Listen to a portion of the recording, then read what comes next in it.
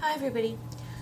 In last week's video I showed how to use the VLOOKUP function, and in this video I just want to give you an idea of how we can use VLOOKUP in our day-to-day jobs. By no means can I show you every single way that you can use VLOOKUP, but the more you use any function in Excel is the more you'll be able to identify situations where they can be of use to you. So let's get started with this. The reason I chose to do this is because this is a situation that tends to come up a lot, usually at the start or at certain points through most of our jobs. And the example that I have here shows a 2013 trial balance and a 2014 trial balance. For the example, we're just going to assume that 2014 is current year and 2013 is prior year. And sometimes we'll want to put 2013 figures next to 2014 figures on the same sheet. Right now they're on separate sheets, but we want to see them side by side. Whether it comes to we're grouping our FSAs, or if we're preparing financial statements or preparing all leads, for whatever reason we want to see them side by side. It can work if this technique I'm showing you can work if you are updating current year figures with prior figures so you can see them side by side, or it will also work if you have received updated trial balance from the client because they've passed some adjustments and you can't identify which accounts they would have changed. This will help you to put those accounts, the old TB next to the new TB, and compare them side by side and see what accounts were adjusted and how they were adjusted. So let's get started. Normally they give you a TB that looks like this. If they do give you a TB that looks like this, for the purposes of this formula, you would want to put your debits and credits in one row. And the best way to do that I've seen, the quickest and easiest way, is to simply take your debits and minus your credits. And I just drag and drop that formula down. As a quick check, because my debits and credits are equal, it should sum to 0, which it does, so I know that all my formulas have pulled correctly. I copy and paste values only, so now I only have values here, and then I can delete this extra information because I no longer need that. So this is my 2014 TV in a format that I can use for this formula. I quickly do the same thing to 2013. Run a sum to make sure my formulas are correct. Yes, they are. Now I could delete it. So this is 2013 figures. And I would like to see 2013 and 2014 side by side. So if I take this year, I would like to see 2013 next to it. So I'm going to put 2013 a little header here. I put an apostrophe so that everything I type after the apostrophe is read by Excel as a text. That way this year, this number won't change or won't affect any of my figures. So let's see. I'm doing a VLOOKUP formula and I'm trying to find the corresponding 2013 value for my account number in 2014. So the easiest way for me to do this is to use a VLOOKUP function to find a reference that would be easiest to use. Easiest reference for me, I can use either my account number or my account description.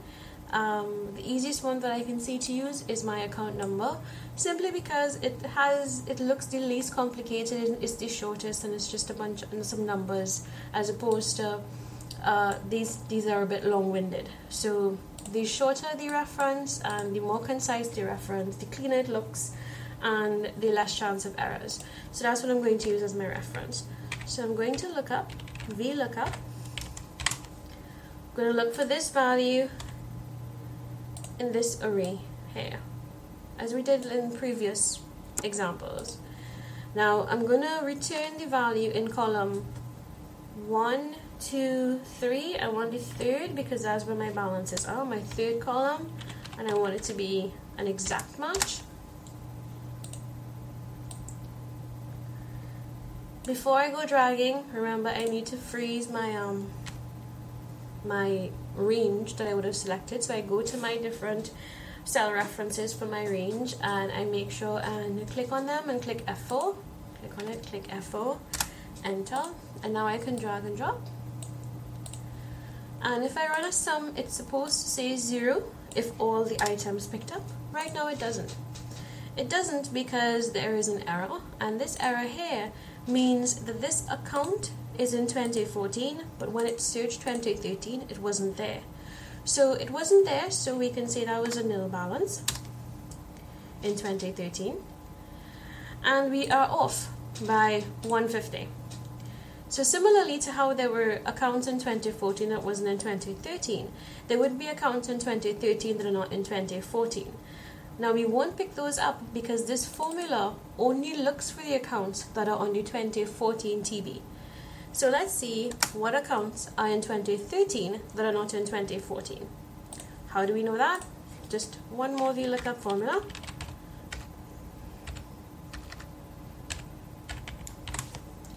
So we're looking for this now on this side.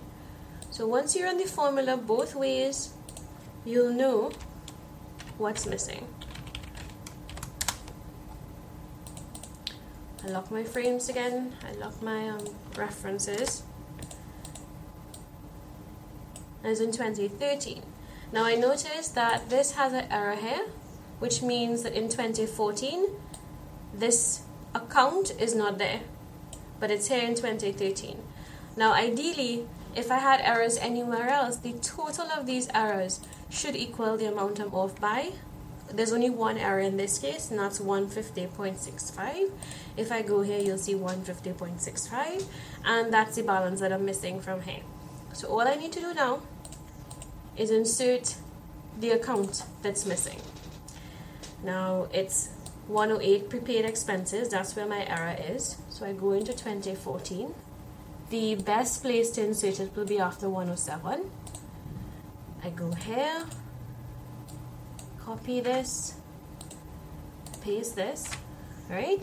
I know in 2014 it's a nil balance, and in 2013 all I have to do is copy and paste the VLOOKUP formula, because now I can actually pull from the 108 and my figure pulls. So this is actually now a nil balance as well, so it balances down to 0, and that's how you get your accounts to be side by side. This is basically the end of the VLOOKUP. Really, you can use this again if you had an old TB and a new TB.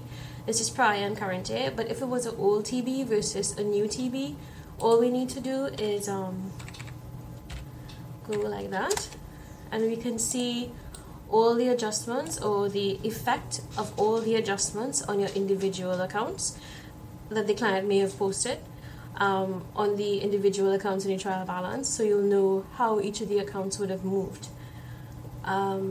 That's if it was old versus new. In this case, we just would have updated a 2014, so that we can see 2013's comparative, next date, and maybe start putting together all leads and so on. Right, now the last bit I want to show, that's basically the end of the VLOOKUP and how the VLOOKUP works. The last bit I want to show is a query I had a few times where we would have been grouping our areas into different FSAs, and for some reason after we group it into different FSAs, the total of the FSAs don't balance to the lead. Now the total to the TV. Now the total of the FSAs then should equal 0, because each of these accounts belong to one area on the FSA. So what I've done, I've gone ahead and create FSAs and allocated accounts to them. So these accounts actually pull from your TB. These are your individual FSAs that you would see on your financials. And just a quick tip on how you can easily check to see what accounts you would have left out. Sometimes we'll probably go and edit it and see, okay, we have D3 and D4, and then make sure you picked up everybody and go down the road like that. Now, for something that's small, it might be easy to do that, but if you have a really long trial balance, similarly for trial balances that are small, it might be easy to just put them side by side manually. But if you have a really long trial balance, the VLOOKUP method here is simple. In a similar way, if you have a really long trial balance, to find out the accounts that you are missing could be a bit hard.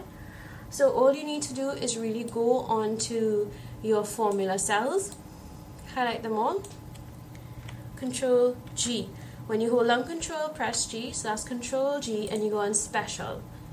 So Control G, this box is going to pop up, this O2 box. You click on Special, and you're going to select Precedent, and you're going to go to All Levels, and you click OK. Now when you click OK, Excel automatically selects for you all the cells that link to the particular formulas you had highlighted before. Now this only works for formulas. If you have anything typed in, it's not going to pick it up. So what you need to do before you click on anything else at all is put a highlight on it so that we can know which accounts are missing. So basically your unhighlighted cells are the cells that are missing. So let's see if we can update this FSA now for things to tie back, because as you can see right now it doesn't balance back, it's supposed to say 0.